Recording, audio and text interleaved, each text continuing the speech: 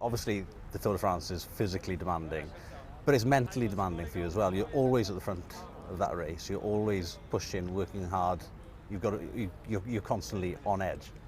Yeah, it's a big stress load, and you need to really try and concentrate for that time on the saddle, and then you really try and switch off in the evening and relax and try and just not think about bike racing and speak to my mates or Sarah about anything other than cycling.